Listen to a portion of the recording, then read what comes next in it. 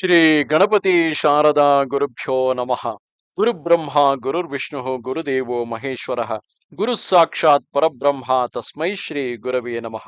ಶ್ರೋತೃಗಳಿಗೆ ಶ್ರೀ ಸಾಯಿ ಸಚ್ಚರಿತೆಯಲ್ಲಿ ಹರಕೆ ಮತ್ತಿತರ ಕಥೆಗಳ ನಿರೂಪಣೆ ಎಂಬ 30ನೆಯ ಅಧ್ಯಾಯಕ್ಕೆ ಸ್ವಾಗತ.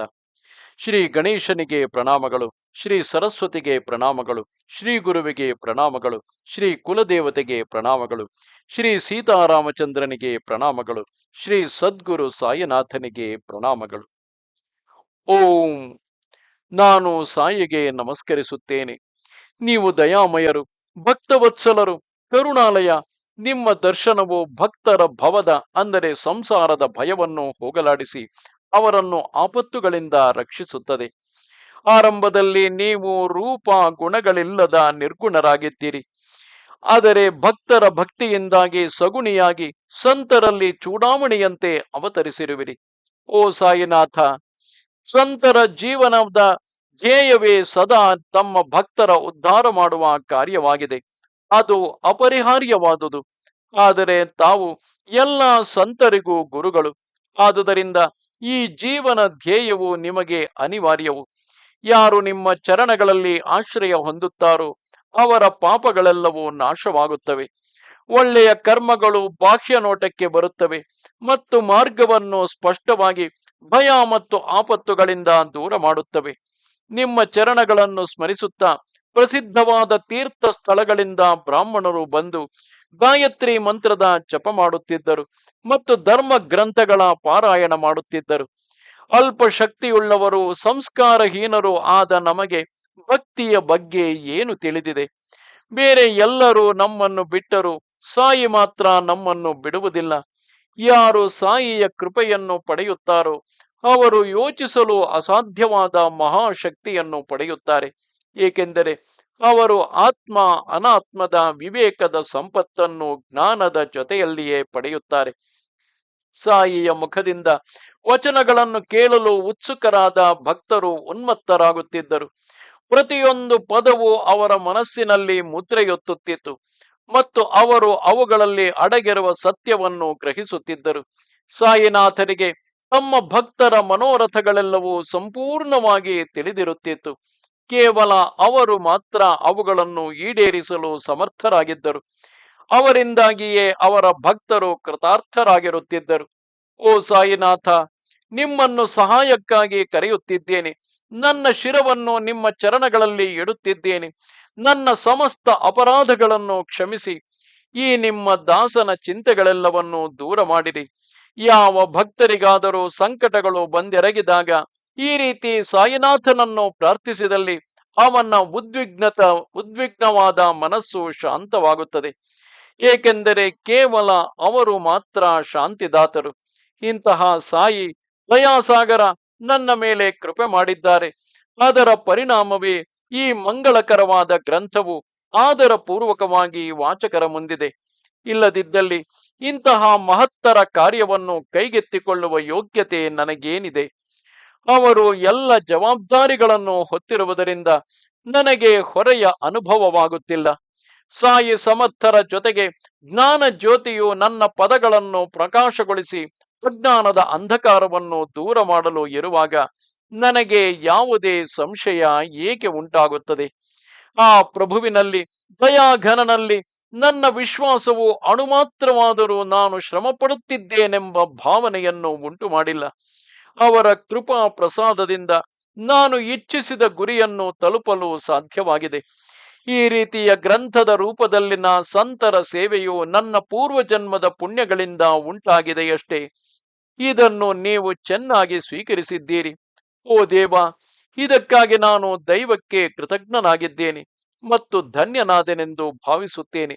ಹಿಂದಿನ ಅಧ್ಯಾಯದಲ್ಲಿ ದಯಾಘನ ಸಾಯಿಯು ವಿವಿಧ ರೀತಿಯ ದೃಷ್ಟಾಂತಗಳನ್ನು ಯಾವ ರೀತಿ ಭಕ್ತರಿಗೆ ಬೋಧಪ್ರದವಾಗಿ ನೀಡಿದರು ಎಂಬುದನ್ನು ಕೇಳಿದಿರಿ. ಈ ಪ್ರಸ್ತುತ ಅಧ್ಯಾಯದಲ್ಲಿ ಸಪ್ತಶೃಂಗಿ ದೇವತೆಯ ಭಕ್ತನೊಬ್ಬನ ಆನಂದದಾಯಕ ಕಥಾನಕವೊಂದನ್ನು ಕೇಳಿರಿ. ಯಾವ ರೀತಿ ದೇವತೆಗಳು ತಮ್ಮ ಭಕ್ತರನ್ನು ಸಂತರ ಕೈಗೆ ಒಪ್ಪಿಸುತ್ತಾರೆ, ಇದು ಒಂದು ಚಮತ್ಕಾರವೇ ಸರಿ. ಇದನ್ನು ಆದರ ಪೂರ್ವಕ ಮನಸ್ಸಿನಿಂದ ಗ್ರಹಿಸಿರಿ. ಮಹಾರಾಜರ ವಿಷಯದಲ್ಲಿ ಅನೇಕ ಕಥೆಗಳು ಇವೆ. ಒಂದು ಮತ್ತೊಂದಕ್ಕಿಂತ ಅದ್ಭುತವಾದುದು. ಈ ಕಥೆಯು ಶ್ರವಣ ಯೋಗ್ಯವಾಗಿದೆ. ಸಾವಧಾನ ಚಿತ್ತದಿಂದ ಗಮನವಿಟ್ಟು ಕೇಳಿರಿ. ಇದು ಕೇವಲ ಕಥೆಯಲ್ಲ, ಅಮೃತ ಪಾನವು. ಆದುದರಿಂದ ಮನಸ್ಸು ತಣಿಯುತ್ತದೆ. ನೀವು ಸಾಯಿಯ ಮಹಿಮೆಯನ್ನು, ಸಾಯಿಯ ಸರ್ವವ್ಯಾಪಕತೆಯನ್ನು ಗ್ರಹಿಸುವಿರಿ. ಕುತರ್ಕಿಗಳು, ತಾರ್ಕಿಕರು ವಿವಾದವನ್ನು ಮುಂದುವರೆಸಬಾರದು. ಇಲ್ಲಿ ವಾದ ವಿವಾದಗಳಿಗೆ ಆಸ್ಪದವಿಲ್ಲ. ಅಪರಿಮಿತವಾದ ಪ್ರೇಮ ಮಾತ್ರವೇ ಅವಶ್ಯಕವಾಗಿರುವುದು. ಒಬ್ಬ ವ್ಯಕ್ತಿಯು ಕೇವಲ ಜ್ಞಾನಿಯೇ ಆಗಿರಬೇಕಾಗಿಲ್ಲ. ಅವನು ಭಕ್ತನು, ಶ್ರದ್ಧಾವಂತನು, ವಿಶ್ವಾಸ ಹೊಂದಿರುವವನು ಅಥವಾ ಸಂತರ ಅನುಯಾಯಿಯಾದರೂ ಆಗಿರಬೇಕು. ಇತರರು ಇವುಗಳನ್ನು ಕೇವಲ ಕಟ್ಟು ಕಥೆಯನ್ನುತ್ತಾರೆ. ಸಾಯಿ ಎಂಬ ಕಲ್ಪವೃಕ್ಷವು ನಿಸ್ಸಂದೇಹವಾಗಿ ಹೂವು ಮತ್ತು ಹಣ್ಣುಗಳನ್ನು ನೀಡುತ್ತದೆ. ನಿಜವಾದ ಭಾಗ್ಯವಂತ ಭಕ್ತನು ಮಾತ್ರ ಅದನ್ನು ಹಿಡಿದು ಅವುಗಳನ್ನು ಕಿತ್ತುಕೊಳ್ಳಬಹುದು. ಹಾಗಿದ್ದರೆ ಕೇಳಿರಿ.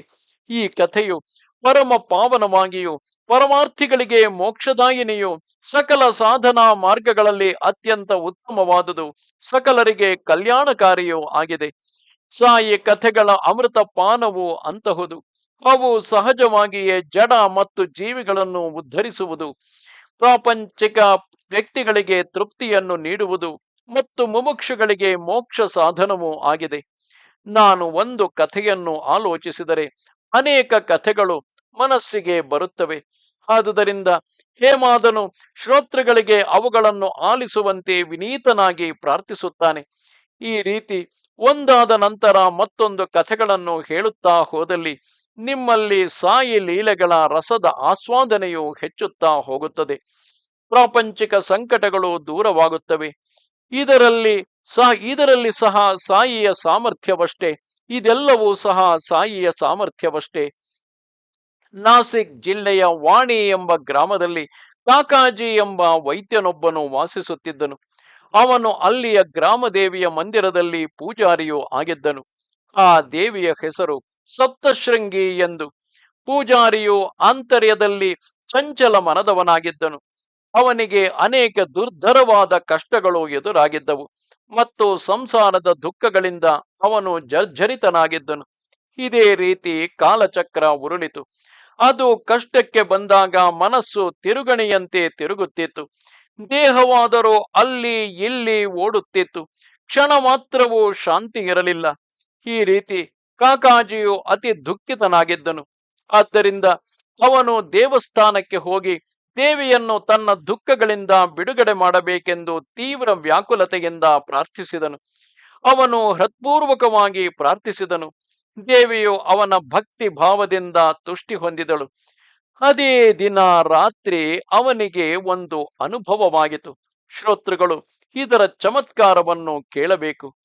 ದೇವಿ ಸಪ್ತಶೃಂಗಿ ಮಾತೆಯು ಕಾಕಾಜಿಯ ಕನಸಿನಲ್ಲಿ ಬಂದು ಹೇಳಿದಳು, ನೀನು ಬಾಬಾರ ಹತ್ತಿರ ಹೋಗು, ನಿನ್ನ ಮನಸ್ಸು ಶಾಂತವಾಗುತ್ತದೆ. ಈ ಬಾಬಾ ಯಾರು ಮತ್ತು ಎಲ್ಲಿದ್ದಾರೆ? ಇದನ್ನು ದೇವಿಯೇ ಸೃಷ್ಟೀಕರಣ ಮಾಡಬೇಕು ಎಂದು ಕಾಕಾ ಯೋಚಿಸಿದನು. ಈ ರೀತಿ ಕಾಕಾನು ಉತ್ಕಂಠಿತ ಮನಸ್ಸಿನಲ್ಲಿ ಇರುವಾಗಲೇ ಎಚ್ಚರಾಗಿ ಕಣ್ಣುಗಳನ್ನು ತೆರೆದನು. ಅವನ ಮನಸ್ಸಿನಲ್ಲಿ ಎದ್ದ ಪ್ರಶ್ನೆಗಳು ಉತ್ತರವಿಲ್ಲದೆ ಹಾಗೆಯೇ ಉಳಿದು ಹೋದವು. ಏಕೆಂದರೆ ಸ್ವಪ್ನವು ಅಲ್ಲಿಗೆ ಮುಗಿದಿತ್ತು. ಆಕೆಯು ತಿಳಿಸಿದ ಬಾಬಾ ಯಾರು ಎಂದು ಊಹಿಸಲು ಕಾಕಾ ಬಹಳ ಪ್ರಯತ್ನ ಪಟ್ಟನು. ಕಾಕಾಜಿಯು ಅದು ಬಾಬಾ ತ್ರಯಂಬಕೇಶ್ವರನೇ ಇರಬೇಕೆಂದು ಮನಸ್ಸಿನಲ್ಲಿಯೇ ನಿರ್ಧರಿಸಿದನು. ಆದ್ದರಿಂದ ಕೂಡಲೇ ಹೋಗಿ ತ್ರಯಂಬಕೇಶ್ವರನ ದರ್ಶನ ಮಾಡಿದನು. ಆದರೂ ಅವನ ಮನಸ್ಸಿನ ಚಂಚಲತೆ ಹಾಗೆಯೇ ಇತ್ತು. ಕಾಕಾಜಿಯು ತ್ರಯಂಬಕೇಶ್ವರದಲ್ಲಿ 10 ದಿನಗಳು ಉಳಿದುಕೊಂಡನು. ಆದರೆ ಅಲ್ಲಿ ಕೊನೆಯ ದಿನದವರೆಗೆ ಉದಾಸ ಮನಸ್ಸಿನವನು ಆಗಿದ್ದು ಮನಸ್ಸು ಉಲ್ಲಾಸಗೊಳ್ಳಲಿಲ್ಲ. ಅವನ ಮನಸ್ಸಿನ ಖಿನ್ನತೆಯು ಹೋಗಲಿಲ್ಲ ಮತ್ತು ಅದಿನ್ನೂ ಚಂಚಲವಾಗಿಯೇ ಉಳಿಯಿತು. ದಿನ ಕಳೆದ ಹಾಗೆ ಉದ್ವಿಗ್ನತೆಯು ಹೆಚ್ಚಾಯಿತು. ಆದ್ದರಿಂದ ಕಾಕಾಜಿಯು ಹಿಂತಿರುಗಿ ಹೊರಟನು. ಅವನು ಅಲ್ಲಿದ್ದಾಗ ನಿತ್ಯವೂ ಪ್ರಾತಃ ಕಾಲದಲ್ಲಿ ಸ್ನಾನ ಮಾಡಿ ರುದ್ರ ಪಠಣ ಮಾಡುತ್ತಾ ಶಿವಲಿಂಗಕ್ಕೆ ಸತತ ಧಾರೆಯಾಗಿ ಅಭಿಷೇಕ ಮಾಡುತ್ತಿದ್ದನು. ಆದರೆ ಅವನ ಅಂತರಂಗವು ಮಾತ್ರ ಮೊದಲಿನಂತೆಯೇ ಹೊಯ್ದಾಡುತ್ತಿತ್ತು. ಮತ್ತೆ ಪುನಃ ದೇವಿಯ ಬಾಗಿಲಿಗೆ ಹೋಗಿ ಅವನು ಹೇಳಿದನು, ನನ್ನನ್ನು ತ್ರಯಂಬಕೇಶ್ವರಕ್ಕೆ ಏಕೆ ಕಳುಹಿಸಿದೆ? ಈಗಲಾದರೂ ನನ್ನ ಮನಸ್ಸಿಗೆ ಶಾಂತಿ ನೀಡು. ಈ ರೀತಿಯ ನಿಷ್ಫಲವಾದ ಸುತ್ತಾಟ ಬೇಡ. ಈ ರೀತಿ ಅವನು ದೇವಿಯನ್ನು ಅಂಗಲಾಚಿ ಬೇಡಿಕೊಂಡು ಪ್ರಾರ್ಥಿಸಿದನು. ದೇವಿಯು ಆ ರಾತ್ರಿ ಕನಸಿನಲ್ಲಿ ಅವನಿಗೆ ದರ್ಶನ ನೀಡಿ ಈ ರೀತಿ ಹೇಳಿದಳು: ನಾನು ಬಾಬಾ ಎಂದು ಹೇಳಿದ್ದು ಶಿರಡಿಯ ಸಾಯಿ ಸಮರ್ಥ. ನೀನು ನಿರರ್ಥಕವಾಗಿ ತ್ರಯಂಬಕೇಶ್ವರಕ್ಕೆ ಏಕೆ ಹೋದೆಯೋ ನನಗೆ ಅರ್ಥವಾಗಲಿಲ್ಲ. ಶಿರಡಿಯು ಎಲ್ಲಿದೆ? ಅಲ್ಲಿಗೆ ನಾನು ಹೇಗೆ ಹೋಗಲಿ? ನನಗೆ ಆ ಬಾಬಾ ಗೊತ್ತಿಲ್ಲ. ಈಗ ಈ ಯಾತ್ರೆಯನ್ನು ಹೇಗೆ ಮಾಡುವುದು? ಇದೆಲ್ಲ ಹೇಗೆ ನಡೆಯುತ್ತದೆ? ನನಗಂತೂ ಏನೂ ತಿಳಿಯದು ಎಂದು ಅವನು ಯೋಚಿಸಿದನು. ಆದರೆ ಅವನು ಸಂತರ ಚರಣಗಳಲ್ಲಿ ಮನದಲ್ಲಿಯೇ ಅನುರಕ್ತನಾದವನು, ಮನದಲ್ಲಿ ದರ್ಶನದ ಕಾರಣವನ್ನು ತುಂಬಿಕೊಂಡವನು. ಅಂತಹವನಿಗೆ ಸಂತನೇ ಏಕೆ? ದೇವರು ಸಹ ಅವನ ಸದಿಚ್ಛೆಯನ್ನು ಪೂರೈಸುವನು. ಸಂತನು ಅನಂತನಾದ ದೇವರು ಒಂದೇನೆ. ಇಬ್ಬರ ಮಧ್ಯೆ ಲವಲೇಶವಾದರೂ ಅಂತರವಿಲ್ಲ. ಒಂದು ವೇಳೆ ಅವರಿಬ್ಬರು ಬೇರೆ ಎಂದು ನಂಬಿದರೆ ಅದು ಅದ್ವೈತವಾಗುತ್ತದೆ. ಸಂತರು ಅನಂತದಲ್ಲಿ ಒಂದಾಗಿರುತ್ತಾರೆ. ಯಾರಾದರೂ ತಾವು ಹೋಗಿ ಸಂತನ ದರ್ಶನ ಮಾಡಿ ತಮ್ಮ ಮನಸ್ಸಿನ ಇಚ್ಛೆಯನ್ನು ಪೂರೈಸಿಕೊಳ್ಳುತ್ತಾರೆಂದು ಹೇಳಿದರೆ ಅದು ಕೇವಲ ಅಭಿಮಾನದ ಹೆಗ್ಗಳಿಕೆಯಷ್ಟೇ. ಸಂತರ ರೀತಿಗಳು ಅಗಮ್ಯವಾದವುಗಳು. ಸಂತರು ಮನದಲ್ಲಿ ಸಂಕಲ್ಪ ಮಾಡದಿದ್ದಲ್ಲಿ ಯಾರು ತಾನೇ ಹೋಗಿ ದರ್ಶನ ಪಡೆಯಲು ಸಾಧ್ಯ? ಸಂತರ ರೀತಿ ಆಶ್ಚರ್ಯಕರವೆಂದರೆ ಅವರ ಅಪ್ಪಣೆ ಇಲ್ಲದೆ ಮರದ ಒಂದು ಎಲೆಯೂ ಅಲುಗಾಡಲಾರದು. ಒಬ್ಬ ಭಕ್ತನು ದರ್ಶನಕ್ಕಾಗಿ ಹೆಚ್ಚು ಉತ್ಕಂಠಿತನಾಗಿದ್ದಷ್ಟು, ಅವನು ಹೆಚ್ಚು ಭಕ್ತಿ ಮತ್ತು ನಿಷ್ಠೆಗಳನ್ನು ಹೊಂದಿದಷ್ಟು ಸ್ವಾನಂದಾನುಭವದ ಪರಾಕಾಷ್ಠೆಯನ್ನು ಹೆಚ್ಚಾಗಿ ಅನುಭವಿಸುತ್ತಾನೆ. ಇಲ್ಲಿ ಕಾಕಾಜಿಯು ಸಾಯಿ ದರ್ಶನಕ್ಕಾಗಿ ಯಾವ ರೀತಿ ಹೋಗುವುದೆಂದು ಚಿಂತಿಸುತ್ತಿರುವಾಗಲೇ ಶಿರಡಿಯಿಂದ ಒಬ್ಬ ಅತಿಥಿಯು ಅವನ ವಿಳಾಸವನ್ನು ಹುಡುಕುತ್ತಾ ಅಲ್ಲಿಗೆ ಬಂದನು. ಆ ಅತಿಥಿಯು ಕೇವಲ ಒಬ್ಬ ಸಾಮಾನ್ಯ ವ್ಯಕ್ತಿಯೇ. ಅವನು ಇತರರಿಗಿಂತ ಹೆಚ್ಚಾಗಿ ಬಾಬಾರವರಿಗೆ ಪ್ರಿಯನಾಗಿದ್ದನು. ಬಾಬಾರವರ ಪ್ರೀತಿ ಪಾತ್ರರಲ್ಲಿ ಮತ್ತೆ ಯಾರೂ ಅವನಿಗೆ ಸಮನಾಗಿರಲಿಲ್ಲ ಮತ್ತು ಅವನು ಅದನ್ನು ಪಡೆಯಲು ಯೋಗ್ಯನಾಗಿದ್ದನು. ಅವನನ್ನು ಮಾಧವರಾವ್ ಎಂದು ಕರೆಯುತ್ತಿದ್ದರು. ಅವನು ದೇಶಪಾಂಡೆಯವರ ಅನುವಂಶಿಕ ಉದ್ಯೋಗವನ್ನು ಹೊಂದಿದ್ದನು. ಬಾಬಾರವರು ಅವನನ್ನು ಅದೆಷ್ಟು ಮುದ್ದು ಮಾಡುವರೆಂದರೆ ಮತ್ಯಾರೂ ಬಾಬಾರವರ ಹತ್ತಿರ ಅಷ್ಟು ಸಲಿಗೆಯಿಂದ ಇರುತ್ತಿರಲಿಲ್ಲ. ಅವರು ಯಾವಾಗಲೂ ಪ್ರೇಮ ಕಲಹದಲ್ಲಿ ನಿರತರಾಗಿರುತ್ತಿದ್ದರು ಮತ್ತು ಪರಸ್ಪರ ಆತ್ಮೀಯವಾಗಿ ಸಂಬೋಧಿಸಿ ಮಾತನಾಡುತ್ತಿದ್ದರು. ಬಾಬಾರವರಿಗೆ ಅವನನ್ನು ಕಂಡರೆ ವಿಲಕ್ಷಣ ಪ್ರೇಮ. ತಮ್ಮ ಸ್ವಂತ ಮಗನೋಪಾದಿಯಲ್ಲಿ ಅವನು ಆ ಸಮಯದಲ್ಲಿ ವಾಣಿಗೆ ಬಂದನು. ಅಂದರೆ ಆ ವಾಣಿ ಎಂಬ ಗ್ರಾಮಕ್ಕೆ ಬಂದನು. ಒಂದು ಸಲ ಅವನು ಮಗುವಾಗಿದ್ದಾಗ ರೋಗ ಪೀಡಿತನಾಗಲು ಅವನ ತಾಯಿಯು ದೇವಿಯನ್ನು ಪ್ರಾರ್ಥಿಸಿದಳು. ನಾನು ಈ ಮಗುವನ್ನು ನಿನ್ನ ದಯೆಗೆ ಒಪ್ಪಿಸಿದ್ದೇನೆ. ಉಳಿಸುವುದು ಅಳಿಸುವುದು ನಿನ್ನ ಕೈಯಲ್ಲಿದೆ. ಆದರೆ ಮಗುವೇನಾದರೂ ಉಳಿದರೆ ಅವನನ್ನು ನಿನ್ನ ದರ್ಶನಕ್ಕಾಗಿ ಕರೆತರುತ್ತೇನೆ. ಅನಂತರ ದೇವಿಯನ್ನು ಕರೆದ ಮೇಲೆ ಆಕೆಯ ಕೃಪೆಯಿಂದ ಮಗುವು ಗುಣಮುಖವಾಯಿತು. ಅದು ವೈದ್ಯನಾಗಲಿ ಅಥವಾ ದೇವರಾಗಲಿ, ಹಲವರು ತಮ್ಮ ಸಂಕಟ ನಿವಾರಣೆಯಾದ ಮೇಲೆ ವೈದ್ಯರನ್ನು ದೇವರನ್ನು ಮರೆತು ಹೋಗುತ್ತಾರೆ. ದೇವರಲ್ಲಿ ಏನಾದರೂ ಹರಕೆ ಮಾಡಿಕೊಂಡಿದ್ದು ಅದನ್ನು ನೆರವೇರಿಸದೇ ಇದ್ದಲ್ಲಿ ಅದು ಭಯಕ್ಕೆ ಕಾರಣವಾಗುತ್ತದೆ. ಅನೇಕ ವರ್ಷಗಳು ಕಳೆದವು. ಆ ಹರಕೆಯು ಸಂಪೂರ್ಣವಾಗಿ ಮರೆತು ಹೋಯಿತು. ಆ ತಾಯಿಯು ತನ್ನ ಅಂತ್ಯ ಸಮಯದಲ್ಲಿ ಅದನ್ನು ನೆನಪಿಸಿಕೊಂಡು ಮಾಧವರಾವ್ನಲ್ಲಿ ವಿನಂತಿಸಿಕೊಂಡಳು. ಈ ಹರಕೆಯನ್ನು ಹೊತ್ತು ಬಹಳ ವರ್ಷಗಳಾದವು. ಇಲ್ಲಿಯವರೆಗೆ ಅದನ್ನು ತೀರಿಸಲಾಗಲಿಲ್ಲ. ಇಷ್ಟು ದೊಡ್ಡ ವಿಳಂಬವಾದುದು ಒಳ್ಳೆಯದಲ್ಲ. ದೇವಿಯ ದರ್ಶನಕ್ಕಾಗಿ ಹೋಗಿ ಬಾ. ಅದೂ ಅಲ್ಲದೆ ಆ ತಾಯಿಯು ತನ್ನ ಎದೆಯಲ್ಲಿ ಹುಳುಕಡ್ಡಿಯಾಗಿದ್ದಾಗ ಸಹಿಸಲಾರದಷ್ಟು ನೋವು ಉಂಟಾಗಿತ್ತು. ಆಗ ಆಕೆಯು ಮತ್ತೊಂದು ಹರಕೆಯನ್ನು ಹೊತ್ತಿದ್ದಳು. ಅಮ್ಮ ದೇವಿ, ನಾನು ನಿನಗೆ ಉರುಳು ಸೇವೆ ಮಾಡುತ್ತೇನೆ. ನನ್ನನ್ನು ಈ ಯಾತನೆಯಿಂದ ಪಾರು ಮಾಡಿದರೆ ನಾನು ನಿನಗೆ 2 ಬೆಳ್ಳಿಯ ಸ್ತನಗಳನ್ನು ಮಾಡಿ ಅರ್ಪಿಸುತ್ತೇನೆ. ಈ ಹರಕೆಯು ಸಹ ತೀರಿಸದೆ ಹಾಗೆಯೇ ಉಳಿದು ಹೋಗಿತ್ತು. ಸಮಯ ಬಂದಾಗಲೆಲ್ಲ ಮುಂದೂಡಲ್ಪಡುತ್ತಿತ್ತು. ಆ ತಾಯಿಯು ಮೃತ್ಯುವು ಹತ್ತಿರ ಬಂದಾಗ ಎರಡನ್ನು ನೆನಪಿಸಿಕೊಂಡಳು. ಅವಳು ಆ ಮಾಧವರಾವನನ್ನು ಕರೆದು, ಅಂದರೆ ತನ್ನ ಪುತ್ರನಾದ ಮಾಧವರಾವನನ್ನು ಕರೆದು ಈ ವಿಷಯ ತಿಳಿಸಿದಳು ಮತ್ತು ಅವನಿಂದ ಹರಕೆಗಳನ್ನು ತೀರಿಸುವ ಪ್ರಮಾಣ ವಚನವನ್ನು ಪಡೆದಳು. ಆ ತಾಯಿಯು ಎಲ್ಲ ಆಸೆಗಳನ್ನು ತೊರೆದವಳಾಗಿ ಹರಿಚರಣಗಳನ್ನು ಸೇರಿಕೊಂಡಳು. ಅನಂತರ ಮಾಧವರಾವನು ಹೋಗುತ್ತೇನೆ ಹೋಗುತ್ತೇನೆ ಎನ್ನುತ್ತಲೇ ದಿನಗಳು, ತಿಂಗಳುಗಳು, ವರ್ಷಗಳು ಕಳೆದು ಹೋದವು. ಅದರ ಬಗ್ಗೆ ಅವನು ಎಲ್ಲವನ್ನೂ ಮರೆತು ಹೋದನು ಮತ್ತು ಹರಕೆಗಳು ತೀರಿಸದೆ ಉಳಿದು ಹೋದವು. ಈ ರೀತಿಯಲ್ಲಿಯೇ 30 ವರ್ಷಗಳ ನಂತರ ಶಿರಡಿಯಲ್ಲಿ ಏನಾಯಿತು ನೋಡಿ. ಒಬ್ಬ ಜ್ಯೋತಿಷಿಯು ಪ್ರವಾಸ ಮಾಡುತ್ತಾ ಅಲ್ಲಿಗೆ ಬಂದನು. ಜ್ಯೋತಿಷ್ಯದಲ್ಲಿ ಅವನ ಜ್ಞಾನವು ಅತ್ಯಂತ ಗಹನವಾಗಿತ್ತು. ಅವನು ಭೂತ, ಭವಿಷ್ಯತ್, ವರ್ತಮಾನಗಳೆಲ್ಲವನ್ನೂ ಓದಲು ಸಮರ್ಥನಾಗಿದ್ದನು. ಅನೇಕ ಜಿಜ್ಞಾಸುಗಳನ್ನು ತೃಪ್ತಿಪಡಿಸಿದ್ದನು ಮತ್ತು ಅತ್ಯಂತ ಪ್ರಶಂಸೆಗೆ ಒಳಗಾಗಿದ್ದನು. ಅಲ್ಲಿ ಸ್ವಲ್ಪ ಕಾಲದವರೆಗೆ, ಅಂದರೆ ಆ ಶಿರಡಿ ಗ್ರಾಮದಲ್ಲಿ ಸ್ವಲ್ಪ ಕಾಲದವರೆಗೆ ವಾಸ ಮಾಡಿದನು. ಅವನು ಶ್ರೀಮಂತನಾದ ಕೇಶವರಾವ್ ಬುಟಿ ಮುಂತಾದ ಅನೇಕರನ್ನು ಭೇಟಿ ಮಾಡಿದ್ದನು. ತನ್ನ ಭವಿಷ್ಯವಾಣಿಯಿಂದ ಅತ್ಯಲ್ಪ ಸಮಯದಲ್ಲೇ ಎಲ್ಲರನ್ನೂ ಸಂತೋಷಪಡಿಸಿದ್ದನು. ಮಾಧವರಾವ್ನ ತಮ್ಮನಾದ ಬಾಪಾಜಿಯು ತನ್ನ ಭವಿಷ್ಯದ ಬಗ್ಗೆ ವಿಚಾರಿಸಿದಾಗ ಆ ಜ್ಯೋತಿಷಿಯು ದೇವಿಯು ಅವನ ಮೇಲೆ ಅಪ್ರಸನ್ನಳಾಗಿದ್ದಾಳೆಂದು ತಿಳಿಸಿದನು. ಅವನು ಹೇಳಿದನು, ನಿಮ್ಮ ತಾಯಿಯು ಹರಕೆಯನ್ನು ಹೊತ್ತಿದ್ದಳು, ಅವುಗಳನ್ನು ತೀರಿಸಬೇಕೆಂದು ನಿನ್ನ ಅಣ್ಣನಿಗೆ ತಾನು ಸಾಯುವ ಕಾಲದಲ್ಲಿ ಆಜ್ಞಾಪಿಸಿದ್ದಳು. ನೀವು ಯಾರು ಅವುಗಳನ್ನು ಇಲ್ಲಿಯವರೆಗೂ ತೀರಿಸಿಲ್ಲದ ಕಾರಣ ದೇವಿಯು ನಿನಗೆ ತೊಂದರೆ ಕೊಡುತ್ತಿದ್ದಾಳೆ ಎಂದು. ಬಾಪಾಜಿಯು ಮನೆಗೆ ಬಂದಾಗ ಎಲ್ಲವನ್ನು ಮಾಧವರಾವನಿಗೆ ತಿಳಿಸಿದನು. ಮಾಧವರಾವ್ ತನ್ನ ತಪ್ಪನ್ನು ಅರಿತುಕೊಂಡನು. ಅವನು ಅಕ್ಕಸಾಲಿಗನೊಬ್ಬನನ್ನು ಕರೆಸಿ 2 ಬೆಳ್ಳಿಯ ಸ್ತನ ಕವಚಗಳನ್ನು ಮಾಡಿಸಿಕೊಂಡು ಮಸೀದಿಗೆ ತೆಗೆದುಕೊಂಡು ಹೋದನು. ಬಾಬಾರವರ ಚರಣಗಳನ್ನು ನಮಸ್ಕರಿಸಿದ ನಂತರ ಆ ಸ್ತನ ಕವಚಗಳನ್ನು ಬಾಬಾರವರ ಮುಂದಿಟ್ಟು ಹೇಳಿದನು, ದಯಮಾಡಿ ಇವುಗಳನ್ನು ಒಪ್ಪಿಸಿಕೊಳ್ಳಿ ಮತ್ತು ನನ್ನನ್ನು ಆ ಹರಕೆಯಿಂದ ಮುಕ್ತನನ್ನಾಗಿ ಮಾಡಿ. ನೀವೇ ನಮ್ಮ ಸಪ್ತಶೃಂಗಿ ಮಾತೆ, ನೀವೇ ನಮ್ಮ ದೇವತೆ. ದಯವಿಟ್ಟು ಇದನ್ನು ನಾವು ಕೊಟ್ಟ ಹರಕೆ ಎಂದು ಸ್ವೀಕರಿಸಿರಿ, ತೃಪ್ತರಾಗಿರಿ.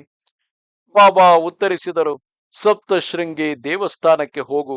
ಅವಳಿಗೆ ಪ್ರಮಾಣ ವಚನ ನೀಡಿದಂತೆ ನಿನ್ನ ಸ್ವಂತ ಕೈಗಳಿಂದಲೇ ಇವುಗಳನ್ನು ಸಮರ್ಪಿಸು. ಈ ಸ್ತನದ ಕವಚಗಳನ್ನು ಅವಳ ಚರಣಗಳಲ್ಲಿ ಇಡು. ಯಾವಾಗ ಬಾಬಾರವರು ಈ ರೀತಿ ಆಗ್ರಹಪೂರ್ವಕವಾಗಿ ಹೇಳಿದರು, ಮಾಧವರಾವನು ಅದೇ ರೀತಿ ಮನದಲ್ಲಿ ಯೋಚಿಸಿದನು. ಅವನು ದೇವಿಯ ದರ್ಶನ ಮಾಡಿಕೊಳ್ಳುವ ನಿರ್ಧಾರ ಮಾಡಿ ಮನೆಯಿಂದ ಹೊರಟನು. ಅವನು ಬಾಬಾರವರ ದರ್ಶನ ಪಡೆದು ಅವರ ಶುಭ ಆಶೀರ್ವಚನಕ್ಕಾಗಿ ಪ್ರಾರ್ಥಿಸಿದನು. ಉದಿ ಮತ್ತು ಪ್ರಸಾದವನ್ನು ತೆಗೆದುಕೊಂಡು ಬಾಬಾರವರ ಅನುಜ್ಞೆ ಪಡೆದು ಹೊರಟನು. ಅವನು ಸಪ್ತಶೃಂಗಿಯ ಮಂದಿರಕ್ಕೆ ಬಂದು ಕುಲಪುರೋಹಿತರಿಗಾಗಿ ಹುಡುಕಾಡಿದನು. ಸುದೈವವಶಾತ್ ಕಾಕಾಜಿಯವರ ಮನೆಗೆ ಕರೆದೊಯ್ಯಲ್ಪಟ್ಟನು ಮತ್ತು ಅನಾಯಾಸವಾಗಿ ಅವರನ್ನು ಭೇಟಿ ಮಾಡಿದನು. ಕಾಕಾಜಿಯು ಬಾಬಾರವರನ್ನು ಸಾಧ್ಯವಾದಷ್ಟು ಬೇಗನೆ ಭೇಟಿ ಮಾಡಬೇಕೆಂದಿದ್ದವನು ಅದೇ ಸಮಯಕ್ಕೆ ಮಾಧವರಾವ್ನನ್ನು ಭೇಟಿ ಮಾಡಿದನು. ಇದೊಂದು ಕೇವಲ ಸಾಮಾನ್ಯವಾದ ಕಾಕತಾಳೀಯವೇ? ಮಾಧವರಾವನ ಬಗ್ಗೆ ಪೂರ್ವಭಾವಿಯಾದ ವಿಷಯವನ್ನು ವಿಚಾರಿಸಿದಾಗ ಅವನು ಶಿರಡಿಯಿಂದ ಬಂದಿರುವನೆಂದು ತಿಳಿದು ಎಣೆಯಿಲ್ಲದಷ್ಟು ಸಂತೋಷವಾಯಿತು. ಇಬ್ಬರು ಪರಸ್ಪರ ಆಲಿಂಗನ ಮಾಡಿದರು. ಇಬ್ಬರು ಈ ಸನ್ನಿವೇಶದಿಂದ ಅತ್ಯಂತ ಪ್ರಸನ್ನ ಚಿತ್ತರಾದರು. ಸಾಯಿಯ ಲೀಲೆಗಳನ್ನು ಕೊಂಡಾಡಿದರು. ಹರಕೆಯ ಪೂಜಾ ವಿಧಾನಗಳು ಮುಗಿದ ನಂತರ ಪೂಜಾರಿಯು ಶಿರಡಿಗೆ ಹೊರಟನು. ಮಾಧವರಾವ್ ಅಂತಹ ವ್ಯಕ್ತಿಯ ಸಹವಾಸ ಅನಿರೀಕ್ಷಿತವಾಗಿ ದೊರಕಿದುದಕ್ಕೆ ಆ ಪೂಜಾರಿಯು ಆನಂದ ಭರಿತನಾದನು. ಅವನ ಲಕ್ಷ್ಯವೆಲ್ಲವೂ ಶಿರಡಿಯ ಪ್ರವಾಸದ ಕಡೆಯೇ ಇತ್ತು. ಹರಕೆಗಳನ್ನು ಪೂರೈಸಿದ ತಕ್ಷಣವೇ ಅವರಿಬ್ಬರು ಬೇಗನೆ ಶಿರಡಿ ತಲುಪಿದರು. ಅವರು ಅಲ್ಲಿಗೆ ತಲುಪಿದ ಕೂಡಲೇ ಅವರು ಸಾಯಿಯ ದರ್ಶನಕ್ಕಾಗಿ ಪರಮ ಪ್ರೀತಿಯಿಂದ ಉತ್ಕಂಠಿತರಾಗಿ ಹೊರಟರು. ಭಾವೋದ್ವೇಗವು ಪ್ರಯಾಣಿಕನ ಪ್ರಯಾಣದ ವೇಗವನ್ನು ತೀವ್ರಗೊಳಿಸುತ್ತದೆ. ಕಾಕಾಜಿಯು ಗೋದಾವರಿ ದಡಕ್ಕೆ ಬಂದಾಗ ಅಲ್ಲಿಂದ ಶಿರಡಿಯು ಬಹಳ ಹತ್ತಿರವಿತ್ತು. ಪೂಜಾರಿಯು ಬಾಬಾರವರ ಚರಣಗಳಿಗೆ ನಮಸ್ಕರಿಸಿ ಅವುಗಳನ್ನು ತನ್ನ ಕಣ್ಣೀರಿನಿಂದ ತೊಳೆದನು. ದರ್ಶನದಿಂದಾಗಿ ಅವನು ಸುಖ ಸಂಪನ್ನನಾದನು. ಅವನ ಮನಸ್ಸು ಪ್ರಸನ್ನವಾಯಿತು. ಇನ್ನು ಇದುವೇ ವಿಶೇಷವಾದಂತಹ ಇದು ದೃಷ್ಟಾಂತದ ಉದ್ದೇಶವಾಗಿತ್ತು. ಅವನು ಬಾಬಾ ಸಮರ್ಥರನ್ನು ತನ್ನ ಸ್ವಂತ ಕಣ್ಣುಗಳಿಂದ ನೋಡಿದ ಕೂಡಲೇ ಕಾಕಾಜಿಯು ಯಥಾರ್ಥವಾಗಿ ಸುಖ ಹೊಂದಿದನು ಮತ್ತು ಅವನ ಮನೋರಥವು ಈಡೇರಿತು. ಅದು ಹಾಗಿರಲಿ. ಕಾಕಾಜಿಯು ಸಂತಸದಿಂದ ತುಂಬಿ ಹೋದನು. ದರ್ಶನವಾದ ನಂತರ ಅವನ ಮನಸ್ಸು ಪ್ರಸನ್ನವಾಗಿತು. ಅವನು ನಿಜವಾಗಿಯೂ ನಿಶ್ಚಿಂತನಾದನು. ಅವನ ಮೇಲೆ ಕೃಪೆಯ ಮಳೆ ಸುರಿದಿತ್ತು. ಪ್ರತಿಕ್ಷಣವೂ ಉಂಟಾಗುತ್ತಿದ್ದ ಚಂಚಲತೆಯು ದೂರವಾಗಿತು. ತಾನೇ ಸ್ವಯಂ ಆಶ್ಚರ್ಯಚಕಿತನಾಗಿದ್ದನು. ಇದೆಲ್ಲವೂ ಅದೆಷ್ಟು ವಿಲಕ್ಷಣ ಆಗಿದೆ ಎಂದು ಅಚ್ಚರಿಪಟ್ಟನು. ಬಾಬಾರವರು ಒಂದೇ ಒಂದು ಮಾತನ್ನು ಆಡಿರಲಿಲ್ಲ, ಅಥವಾ ಈ ಸಮಾಧಾನ ಉಂಟು ಮಾಡಲು ಯಾವುದೇ ಪ್ರಶ್ನೆಯನ್ನು ಕೇಳಿರಲಿಲ್ಲ, ಅಥವಾ ಯಾವುದೇ ಆಶೀರ್ವಚನ ನೀಡಿರಲಿಲ್ಲ. ಕೇವಲ ದರ್ಶನ ಮಾತ್ರವೇ ಅಷ್ಟು ಸುಖದಾಯಿಯಾಗಿತ್ತು. ನನ್ನ ಚಿತ್ತದ ಚಂಚಲ ವೃತ್ತಿಯು ಕೇವಲ ದರ್ಶನ ಮಾತ್ರದಿಂದಲೇ ದೂರವಾಗಿದೆ. ನಾನು ಅಲೌಕಿಕ ಸುಖ ಮತ್ತು ನಿಜವಾದ ಅರ್ಥವನ್ನು ಪಡೆದಿದ್ದೇನೆ. ಇದನ್ನೇ ದರ್ಶನದ ಮಹತ್ವ ಎನ್ನುತ್ತಾರೆ. ಅವನ ಕಣ್ಣುಗಳು ಸಾಯಿ ಚರಣಗಳಲ್ಲಿ ನೆಟ್ಟಿದ್ದವು. ಅವನು ಒಂದು ಮಾತನ್ನು ಆಡಲಾರದೆ ಹೋದನು. ಬಾಬಾರವರ ಕಥೆಗಳನ್ನು ಕೇಳುತ್ತಾ ಅವನು ಆನಂದವನ್ನು ಎಲ್ಲೆ ಮೀರಿ ಅನುಭವಿಸುವಂತಾಯಿತು. ಪೂಜಾರಿಯು ತನ್ನ ಪೂರ್ಣ ಶ್ರದ್ಧೆಯಿಂದ ಸಮರ್ಥರಿಗೆ ಶರಣಾದನು ಮತ್ತು ತನ್ನ ಸುಖವನ್ನು ಪಡೆದನು. ತನ್ನ ಹಿಂದಿನ ಸಮಸ್ಯೆಗಳನ್ನು ಮರೆತೇ ಬಿಟ್ಟನು. ಕಾಕಾಜಿಯು ಶಿರಡಿಯಲ್ಲಿ 12 ದಿನಗಳ ಕಾಲ ಉಳಿದುಕೊಂಡನು. ಅವನ ಮನಸ್ಸು ಸುಸ್ಥಿರವಾಯಿತು ಮತ್ತು ಅನಂತರ ಅವನು ಸಪ್ತಶೃಂಗಿಗೆ ಹಿಂತಿರುಗಿದನು. ಯಾವ ಸಮಯದಲ್ಲಿ ಕನಸು ಬೀಳುತ್ತದೆಯೋ ಅದು ಮುಖ್ಯವಾಗಿದೆ. ಉಷಃಕಾಲ ಅಥವಾ ಪ್ರಾತಃ ಕಾಲ ಬೀಳುವ ಕನಸುಗಳು ಮಾತ್ರ ನಿಜವಾಗುತ್ತವೆ ಎಂಬ ನಂಬಿಕೆ ಇದೆ. ಇತರ ಸಮಯಗಳಲ್ಲಿ ಬರುವುದು ನಿಷ್ಫಲವಾಗಿರುತ್ತದೆ. ಈ ರೀತಿ ಸಾರ್ವತ್ರಿಕವಾಗಿ ಪ್ರತೀತಿ ಇರುತ್ತದೆ. ಆದರೆ ಶಿರಡಿಯ ಬಗ್ಗೆ ಬೀಳುವ ಕನಸುಗಳು ಎಲ್ಲಿಯೇ ಇರಲಿ ಅಥವಾ ಯಾವ ಕಾಲದಲ್ಲೇ ಇರಲಿ ಅವು ಸತ್ಯವಾಗುತ್ತವೆ. ಇದು ಮಾತ್ರ ಭಕ್ತರೆಲ್ಲರ ಖಚಿತವಾದ ಅನುಭವ. ಈ ವಾಕ್ಯವನ್ನು ನಿದರ್ಶಿಸುವ ಒಂದು ಸಣ್ಣ ಕಥೆಯನ್ನು ಈಗ ನಾನು ಶ್ರೋತೃಗಳಿಗೆ ಸಾದರಪಡಿಸುತ್ತೇನೆ. ಅದರಲ್ಲಿ ಪರಮ ಕೌತುಕವಿರುತ್ತದೆ ಮತ್ತು ಕೇಳಲು ಅತಿ ಉಲ್ಲಾಸಕರವಾಗಿದೆ. ಒಂದು ದಿನ ಮಧ್ಯಾಹ್ನ ಬಾಬಾರವರು ದೀಕ್ಷಿತನಿಗೆ ಹೇಳಿದರು, ಒಂದು ಟಾಂಗಾ ತೆಗೆದುಕೋ, ರಾಹತಾಗಿ ಹೋಗು ಮತ್ತು ಕುಶಲ ಭಾವವನ್ನು ನಿನ್ನ ಜೊತೆಯಲ್ಲಿಯೇ ಕರೆದುಕೊಂಡು ಬಾ. ಅವನಿಗೆ ಹೇಳು, ಅವನನ್ನು ಭೇಟಿ ಮಾಡಿ ಬಹಳ ದಿನಗಳಾದವು. ಆದ್ದರಿಂದ ನನಗೆ ಅವನನ್ನು ನೋಡಬೇಕೆಂಬ ಆಸೆಯಾಗಿದೆ. ಅವನಿಗೆ ಹೇಳು, ಬಾಬಾರವರು ನಿನ್ನನ್ನು ಭೇಟಿ ಮಾಡಲು ಕರೆಯುತ್ತಿದ್ದಾರೆ ಎಂದು. ಗೌರವಪೂರ್ವಕವಾಗಿ ಆಜ್ಞೆಯನ್ನು ಪಾಲಿಸುತ್ತಾ ದೀಕ್ಷಿತನು ಟಾಂಗಾವನ್ನು ತೆಗೆದುಕೊಂಡು ಹೋದನು. ಕುಶಲ ಭಾವವನ್ನು ಕೂಡಲೇ ಭೇಟಿ ಮಾಡಿದನು ಮತ್ತು ದೀಕ್ಷಿತನು ತನ್ನ ಆಗಮನದ ಉದ್ದೇಶವನ್ನು ನಿವೇದಿಸಿದನು. ಬಾಬಾರವರ ಸಂದೇಶವನ್ನು ಕೇಳುತ್ತಲೇ ಕುಶಲ ಭಾವು ಅತ್ಯಂತ ಆಶ್ಚರ್ಯಚಕಿತನಾದನು. ಅವನು ಹೇಳಿದನು, ನಾನು ಈಗ ತಾನೇ ಜೋಂಪಿನಿಂದ ಎದ್ದೆನು. ನನ್ನ ನಿದ್ದೆಯಲ್ಲಿ ಇದೇ ಆಜ್ಞೆಯೂ ಆಗಿತ್ತು. ಈಗ ತಾನೇ ಮಧ್ಯಾಹ್ನದ ಊಟ ಮುಗಿಸಿ ಆರಾಮವಾಗಿ ಮಲಗಿದೆ. ನನ್ನ ಕಣ್ಣುಗಳು ಮುಚ್ಚುತ್ತಿರುವಾಗಲೇ ನನ್ನ ನಿದ್ದೆಯಲ್ಲಿ ಬಾಬಾರವರು ಇದನ್ನೇ ಹೇಳಿದರು. ಅವರು ಹೇಳಿದರು, ಶಿರಡಿಗೆ ಈಗ ಕೂಡಲೇ ಬಾ. ನನಗೂ ಸಹ ಪ್ರಬಲವಾದ ಇಚ್ಛೆಯಿತ್ತು, ಆದರೆ ನಾನು ಏನು ಮಾಡಲು ಸಾಧ್ಯ? ಇಲ್ಲಿ ಕುದುರೆಗಳು ಇರಲಿಲ್ಲ. ನಾನು ಅದನ್ನು ಬಾಬಾರವರಿಗೆ ತಿಳಿಸಲು ನನ್ನ ಮಗನನ್ನು ಕಳುಹಿಸಿದೆ. ಹುಡುಗನು ಇನ್ನೂ ಹಳ್ಳಿಯ ಸರಹದ್ದನ್ನು ದಾಟಿರುವನೋ ಇಲ್ಲವೋ? ಈಗ ನಿನ್ನ ಟಾಂಗಾ ಎಲ್ಲಿದೆ? ದೀಕ್ಷಿತನು ವಿನೋದವಾಗಿ ನುಡಿದನು, ಅದಕ್ಕಾಗಿಯೇ ನಾನು ಬರಲು ಆಜ್ಞಾಪಿಸಿರುವಿರಿ. ಆದ್ದರಿಂದ ನೀನು ಬರಲು ಇಚ್ಛಿಸಿದರೆ ಟಾಂಗಾ ಸಿದ್ಧವಾಗಿದೆ ಮತ್ತು ಕಾಯುತ್ತಾ ಇದೆ. ಅನಂತರ ಅವನು ದೀಕ್ಷಿತನ ಜೊತೆಯಲ್ಲಿ ಸಂತೋಷವಾಗಿ ಶಿರಡಿಗೆ ಹೊರಟನು. ಪರಿಣಾಮವಾಗಿ ಕುಶಲ ಭಾವು ಬಾಬಾರವರನ್ನು ಭೇಟಿ ಮಾಡಿದನು ಮತ್ತು ಬಾಬಾರವರ ಮನೋರಥವು ಪೂರೈಸಿತು. ಕುಶಲ ಭಾವು ಸಹ ಬಾಬಾರವರ ಈ ಲೀಲೆಯಿಂದ ಬಹುವಾಗಿ ಭಾವಪರವಶನಾದನು. ಒಮ್ಮೆ ಬಾಬಾರವರು ಒಬ್ಬ ಪಂಜಾಬಿ ಬ್ರಾಹ್ಮಣನ ಕನಸಿನಲ್ಲಿ ಬಂದರು. ಆತನ ಹೆಸರು ರಾಮಲಾಲ್ ಮತ್ತು ಅವನು ಮುಂಬಯಿ ವಾಸಿಯಾಗಿದ್ದನು. ಆಕಾಶ, ವಾಯು, ಸೂರ್ಯ, ವರುಣ ಇತ್ಯಾದಿ ದೇವತೆಗಳು ಇವರ ಅನುಗ್ರಹದ ಶಕ್ತಿಯಿಂದ ಯಾರಿಗೆ ಹೊರಗಿನ ಮತ್ತು ಒಳಗಿನ ವಸ್ತುಗಳ ಗ್ರಾಹಕತೆಯು ಇರುತ್ತದೆಯೋ ಅದನ್ನು ಜಾಗೃತ ಅವಸ್ಥೆ ಎನ್ನುತ್ತಾರೆ. ಯಾವಾಗ ಎಲ್ಲ ಇಂದ್ರಿಯಗಳು ವಿರಮಿಸುತ್ತವೆಯೋ ಆಗ ಜಾಗೃತ್ ಸಂಸ್ಕಾರದ ಪ್ರಬೋಧನೆಯು ಎಚ್ಚೆತ್ತು ಗ್ರಾಹ್ಯ ಮತ್ತು ಗ್ರಾಹಕ ರೂಪಗಳನ್ನು ತೆಗೆದುಕೊಳ್ಳುತ್ತದೆ. ಇದೇ ಸ್ವಪ್ನ ಅವಸ್ಥೆಯ ಲಕ್ಷಣಗಳು.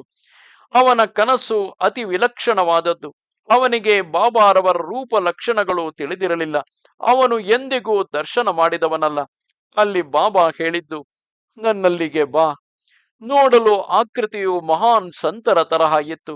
ಆದರೆ ಅವರು ಯಾರು ಮತ್ತು ಎಲ್ಲಿಂದ ಬಂದರು? ರಾಮಲಾಲನು ಎಚ್ಚರಗೊಂಡಾಗ ಆಳವಾದ ಯೋಚನೆಯಲ್ಲಿ ಮುಳುಗಿದನು. ಮನದಲ್ಲಿ ಅವನಿಗೆ ಹೋಗುವ ಇಚ್ಛೆಯಾಯಿತು. ಆದರೆ ಅವರ ವಿಳಾಸವಾಗಲಿ ಇತರೆ ವಿವರಗಳಾಗಲಿ ಯಾವುದೂ ಇರಲಿಲ್ಲ. ಆದರೆ ಯಾರು ದರ್ಶನಕ್ಕಾಗಿ ಕರೆಯುವರೋ ಅವರೇ ಎಲ್ಲ ವ್ಯವಸ್ಥೆಯನ್ನು ಮಾಡುತ್ತಾರೆ. ಅನಂತರ ಅದೇ ದಿನ ಮಧ್ಯಾಹ್ನ ಅವನು ರಸ್ತೆಯ ಪಕ್ಕದಲ್ಲಿ ಸಹಜವಾಗಿಯೇ ನಡೆದುಕೊಂಡು ಹೋಗುತ್ತಿದ್ದಾಗ ಪಕ್ಕದ ಒಂದು ಅಂಗಡಿಯಲ್ಲಿ ನೇತು ಹಾಕಿದ್ದ ಒಂದು ಚಿತ್ರಪಟವನ್ನು ನೋಡಿ ಅವನ ಅಂತರಂಗ ಚಮಕಿಸಿತು. ತನ್ನ ಕನಸಿನಲ್ಲಿ ಕಂಡ ರೂಪವು ಇದೇ ತರಹ ಇತ್ತು ಎಂದು ರಾಮಲಾಲನು ಮನಸ್ಸಿನಲ್ಲಿಯೇ ಭಾವಿಸಿದನು. ಅವನು ಕೂಡಲೇ ಅಂಗಡಿಯವನ ಹತ್ತಿರ ವಿಚಾರಿಸಿದನು. ಅವನು ಚಿತ್ರಪಟವನ್ನು ಹತ್ತಿರದಿಂದ ಲಕ್ಷ್ಯ ಕೊಟ್ಟು ನೋಡಿದನು. ಅವರು ಯಾರು ಮತ್ತು ಎಲ್ಲಿಯವರು? ಅದು ಶಿರಡಿಯ ಸಾಯಿಬಾಬಾ ಎಂಬುದನ್ನು ಅರಿತನು. ರಾಮಲಾಲನು ತೃಪ್ತಿ ಹೊಂದಿದನು. ಅನಂತರ ಅವನು ಪೂರ್ಣ ವಿವರಗಳನ್ನು ತಿಳಿದುಕೊಂಡನು. ರಾಮಲಾಲನು ಶಿರಡಿಗೆ ಹೋದನು ಮತ್ತು ಅವರ ಮಹಾಸಮಾಧಿಯ ಕಾಲದವರೆಗೆ ಬಾಬಾರವರ ಹತ್ತಿರವೇ ಇದ್ದು ಬಿಟ್ಟನು. ಇದು ಬಾಬಾರವರ ಇಚ್ಛೆಯಾಗಿತ್ತು. ಭಕ್ತರ ಆಶೆಗಳನ್ನು ಪೂರೈಸುವುದು, ಅವರನ್ನು ದರ್ಶನಕ್ಕಾಗಿ ಕರೆಸಿ ಅವರ ಲೌಕಿಕ ಹಾಗೂ ಪಾರಮಾರ್ಥಿಕಗಳನ್ನು ಸಾಧಿಸಲು ಅನುವು ಮಾಡಿಕೊಡುವುದು. ಹಾಗೆಯೇ ಅವರ ಭಕ್ತರೆಲ್ಲರೂ ಸಂತೃಪ್ತರಾಗಿದ್ದರು. ಬಾಬಾ ಮಾತ್ರ ಸರ್ವದಾ ನಿಷ್ಕಾಮ, ನಿಸ್ವಾರ್ಥ, ನಿರಹಂಕಾರ, ನಿರ್ಮಲರಾಗಿದ್ದರು. ಅವರ ಅವತಾರವು ಕೇವಲ ಭಕ್ತರ ಕಾಮನೆಗಳನ್ನು ಪೂರೈಸಲು ಮಾತ್ರವಾಗಿತ್ತು. ಅವರನ್ನು ನಿಜವಾದ ಸಂತರೆಂದು ತಿಳಿಯಿರಿ. ಅವರು ಕ್ರೋಧದಿಂದ ದೂರವಾಗಿ, ದ್ವೇಷಕ್ಕೆ ಜಾಗವಿಲ್ಲದೆ, ಸ್ವಾರ್ಥದ ಗೆರೆಯೂ ಇಲ್ಲದೆ ಇದ್ದರು. ಎಲ್ಲರಿಗೂ ತೋರಿಸುವ ಅವರ ನಿಸ್ವಾರ್ಥ ಪ್ರೇಮವೇ ಅವರ ಧ್ಯೇಯವಾಗಿತ್ತು. ಅವರು ಪರಮ ಪುರುಷಾರ್ಥವಾಗಿತ್ತು. ಧರ್ಮ ವಿಷಯವನ್ನು ಬಿಟ್ಟು ಬೇರೆ ಯಾವ ವಿಷಯದ ಬಗ್ಗೆಯೂ ಒಂದು ಮಾತನ್ನು ವ್ಯರ್ಥವಾಗಿ ಆಡುತ್ತಿರಲಿಲ್ಲ. ಸಾರಾಂಶದಲ್ಲಿ ಹೇಳಬೇಕೆಂದರೆ, ಬಾಬಾರವರು ನನ್ನ ಕೈ ಹಿಡಿದು ತಮ್ಮ ಜೀವನ ಚರಿತ್ರೆಯನ್ನು ಬರೆಸಿದ್ದಾರೆ. ಇದರಿಂದಾಗಿ ಭಕ್ತರು ಸದಾ ಅವರ ಸ್ಮರಣೆಯಲ್ಲಿಯೇ ಮುಳುಗಿರಲಿ, ಇದೇ ಅವರ ಇಂಗಿತ. ಆದುದರಿಂದ ಹೇಮಾದ ಪಂತನು ಅತಿ ವಿನಯದಿಂದ ಸದಾ ಶ್ರೋತೃಗಳನ್ನು ಈ ಸಾಯಿ ಸಚ್ಚರಿತೆಯನ್ನು ಶ್ರದ್ಧಾಭಕ್ತಿಗಳಿಂದ ಕೇಳಲಿ ಎಂದು ಬೇಡುತ್ತಾನೆ. ಆದ್ದರಿಂದ ನಿಮ್ಮ ಮನಸ್ಸು ಶಾಂತಿಯನ್ನು ಹೊಂದುತ್ತದೆ ಮತ್ತು ಅದು ದುರಭ್ಯಾಸಗಳನ್ನು ದೂರ ಮಾಡಲು ಸಹಾಯ ಮಾಡುತ್ತದೆ. ಸಾಯಿ ಚರಣಗಳಲ್ಲಿ ಭಕ್ತಿಯು ದೃಢವಾಗುತ್ತದೆ ಮತ್ತು ಸಂಸಾರದಿಂದ ಮುಕ್ತಿಯನ್ನು ನೀಡುತ್ತದೆ. ಅದು ಹಾಗಿರಲಿ. ಮುಂದಿನ ಅಧ್ಯಾಯದಲ್ಲಿ ಸನ್ಯಾಸಿ ವಿಜಯಾನಂದರ ಕಥೆಯ ನಿರೂಪಣೆ ಇರುತ್ತದೆ. ಅವರು ಮಾನಸ ಸರೋವರಕ್ಕೆ ಹೋಗುವ ಬದಲು ಸಾಯಿಯ ಚರಣಗಳಲ್ಲಿ ಮುಕ್ತಿಯನ್ನು ಪಡೆದರು. ಮತ್ತೆ ಭಕ್ತನಾದ ಮಾನ್ಕರ್ ಬಾಳರಾಮನು ಶಾಶ್ವತ ಶಾಂತಿಯನ್ನು ಪಡೆದನು. ನೂಲ್ಕರ್ ಮತ್ತು ಮೇಘಾರ ಆಸೆಗಳು ಸಂಪೂರ್ಣವಾಗಿ ಸಾಯಿನಾಥರಿಂದ ಪೂರೈಸಲ್ಪಟ್ಟವು. ಒಂದು ಜಂತುವು ಸಹ, ಹುಲಿಯಂತಹ ಕ್ರೂರ ಪ್ರಾಣಿಯು ಅವರ ಚರಣಗಳಲ್ಲಿ ಜಾಗ ಪಡೆಯಿತು. ಅಂತಹ ಅಗಾಧ ಕಾರ್ಯಗಳು ಸಾಯಿಯವು. ಅವುಗಳನ್ನು ಕೇಳಿದರೇನೆ ಒಂದು ಹಬ್ಬದ ಮಹೋತ್ಸವವನ್ನು ಆಚರಿಸಿದಂತೆ. ಎಲ್ಲರಿಗೂ ಶುಭವಾಗಲಿ. ಸಂತರು ಮತ್ತು ಸಜ್ಜನರಿಂದ ಪ್ರೇರಿತನಾದ ಭಕ್ತ ಹೇಮಾದ ಪಂತನು ರಚಿಸಿದ ಶ್ರೀ ಸಾಯಿ ಸಮರ್ಥ ಸಚ್ಚರಿತೆಯ ಹರಕೆ ಮತ್ತಿತರ ಕಥೆಗಳ ನಿರೂಪಣೆ ಎಂಬ 30ನೇ ಅಧ್ಯಾಯವು ಇಲ್ಲಿಗೆ ಮುಗಿಯಿತು. ಶ್ರೀ ಸಮರ್ಥ ಸದ್ಗುರು ಸಾಯಿನಾಥರ ಚರಣಗಳಿಗೆ ಸಮರ್ಪಣವಾಗಲಿ. ಸನ್ಮಂಗಳವಾಗಲಿ. ನಮಸ್ತೆ ಶಾರದೆ ದೇವಿ, ಕಾಶ್ಮೀರ ಪುರವಾಸಿನಿ. ತ್ವಾಮಹಂ ಪ್ರಾರ್ಥೆಯೇ ನಿತ್ಯಂ, ವಿದ್ಯಾದಾನಂಚ ದೇಹಿಮೆ. ನಮಸ್ಕಾರ.